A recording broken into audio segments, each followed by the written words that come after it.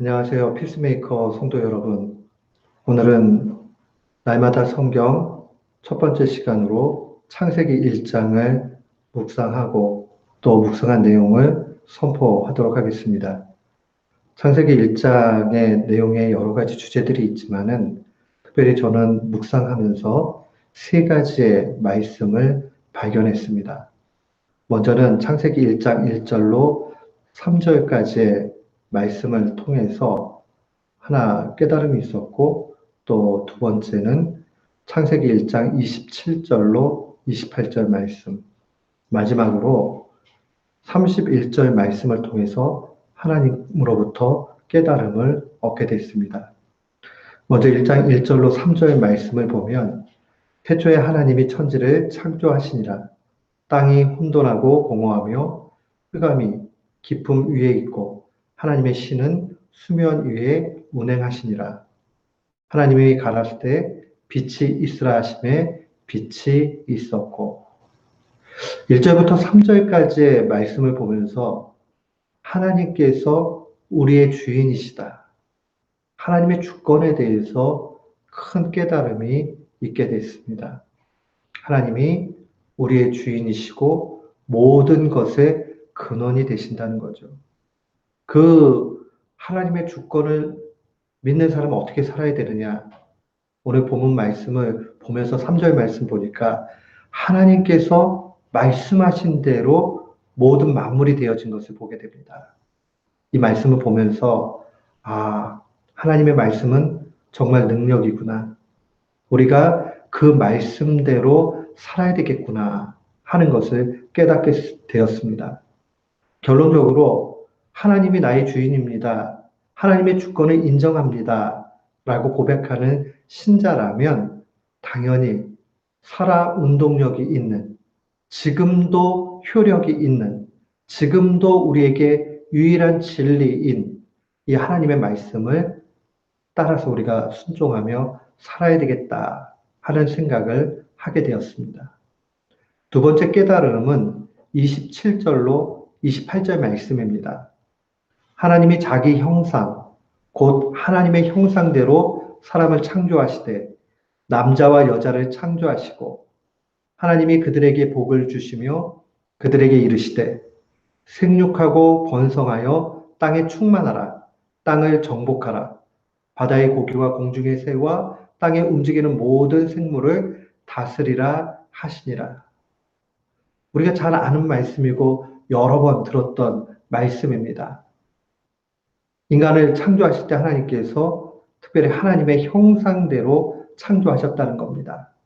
이 형상이라는 말을 몇 가지로 번역할 수 있지만은 특별히 크게 두 가지를 좀 기억을 하셨으면 좋겠습니다.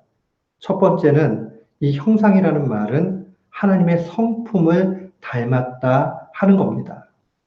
우리가 사랑이라고 이야기할 때에 하나님의 사랑과 우리의 사랑은 차원이 다르지요. 그러나 좀 두 가지 사랑이라고 얘기할 때 어렴풋이지만 그게 무엇인지를 깨닫게 됩니다. 그것은 바로 우리가 하나님의 성품을 닮아 있기 때문에 부분적이지만 알 수 있는 것입니다.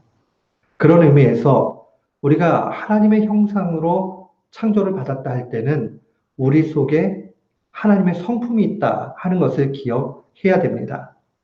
또한 동시에 인간은 일반 짐승들과는 구별이 되지요. 여러 가지 구분할 수 있는 요소들이 있지만 가장 큰 그러한 차이는 인간만이 영적인 존재라는 사실입니다. 결국 영적인 존재라는 사실은 우리 인간만이 하나님을 예배할 수 있다는 뜻입니다. 그런 의미에서 생각해 보면 우리가 얼마든지 하나님을 예배하는 일에 힘써야 된다 하는 것을 보게 됩니다. 특별히 저는 이 말씀을 묵상하면서 깨닫게 된 것이 타인을 대할 때에 하나님의 형상이라는 걸 늘 기억해야 되겠다. 목회를 하다 보면 종종 영혼을 사랑한다라는 그러한 마음을 가지면서도 불구하고 또 그러지 못할 때가 있고 더 사랑했으면 하는데 부족할 때도 있고 또 우리 전사님들하고 관계를 하면서 전사님들을 잘 대해드려야 되겠다. 하지만 실상은 또 그러지 못할 때도 있고, 다시 한번 이번 기회를 통해서 제가 깨달은 것은 하나님의 형상이다 하는 것을 다시 한번 생각하는 겁니다. 마지막으로 볼 수 있는 것은 31절 말씀입니다. 하나님이 그 지으신 모든 것을 보시니 보시기에 심히 좋았다. 하나님의 창조는 아름답습니다. 그리고 심히 좋습니다. 그렇기 때문에 우리가 자연 만물을 바라보고 심지어는 우리의 인생을 바라보면서도 하나님이 우리를 복되게 만드셨다라는 것을 기억해야 됩니다. 요즘 시카고에는 좋은 날씨들이 시작이 되었습니다. 추위가 다 물러가고 또 낮의 시간이 길어지고 햇볕이 내려지고 또한 새싹들이 그렇게 나는 걸 바라보면서 야, 하나님이 또 이렇게 멋진 설경 다음에 그 다음에 새 생명을 보여주시는구나. 이것을 우리가 충분히 즐겨야 되겠습니다. 엔조이 하면서 그걸로 끝나는 것이 아니라 하나님 앞에 영광을 돌려야 되겠습니다. 그게 바로 삶 속의 예배가 되겠지요. 그러면서 우리는 우리의 삶 속의 고난도 생각해 봤으면 좋겠습니다. 누가 그랬지요? 장미꽃은 가시가 있어야 장미꽃이라고. 그렇습니다. 장미에 가시가 없으면 안 되지요. 인생 가운데 고통의 시간, 어려움의 시간 너무 힘들어요.